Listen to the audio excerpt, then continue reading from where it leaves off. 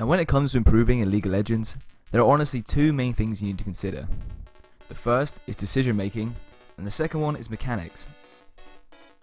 Now, decision making can be done by any champion, but having good mechanics at any champion varies a lot from champion to champion. Here I've got a graph of the champions that statistically win the most games in bronze. Now as you can see, the top 5 of these are Amumu, Sejuani, Kog'Maw, Sona and Brand.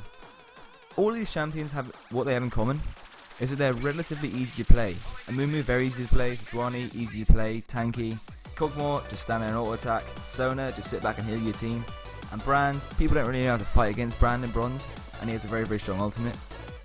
So that's why they have such high win rates in this elo. Now you may be sitting there thinking, oh but I'm so good at Riven, I'm like the best Lee Sin ever, I'm good at Yasuo and that.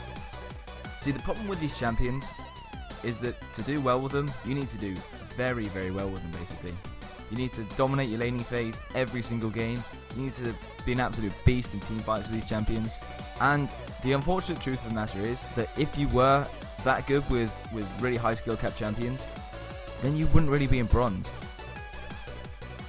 Now I don't mean that in a condescending way. I think it is fine to play these champions if you're just having fun with the game, but if you really want to climb the elo, you want to give yourself the best chance of winning basically. And when you're picking the high skill cap champions, you're actually crippling your ability to win. And it ultimately would be better to play an easier champion and to make better decisions within the game itself. Now you may be asking, well, what makes a champion difficult? Well, in general, it's when that champion has a lot of sort of synergy between their own abilities, and as well, it's when that champion relies on doing well in the early game. Now the reason I say this can be explained by this graph.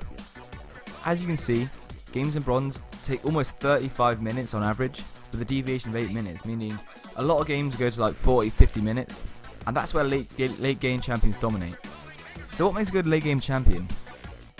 Well, a good late game champion is either a champion who gets extremely tanky in the late game or does a lot of damage. The typical late game champions you think of are Jax, Udyr, Rammus, Hecarim. Those kind of champions that are really easy to play, but do so much damage and do so much work in the late game. Now the last point I want to mention about champion picks is that it can be really beneficial to pick champions who have quite a safe laning phase. The reason for this is that as long as you don't die too much in lane and you have a strong late game champion, you're going to be much stronger than everyone else in the map come the mid and the late game. Just because you haven't died in lane, and even if you've gone even with your opponent, you're going to be stronger than them just because you scale better. Now when I say safe laner, I mean not too squishy, and either can farm from afar or be tanky enough to walk up and farm the minions safely. Champions like this can include Shen, who's really tanky, Cho'Gath in the mid lane, Ezreal and Janna in the bot lane, and maybe Udyr in the jungle. Well, I hope you guys found this interesting and perhaps helpful to you. I really strongly believe that champion picks are one of the really big reasons that people have a hard time getting out of bronze and silver.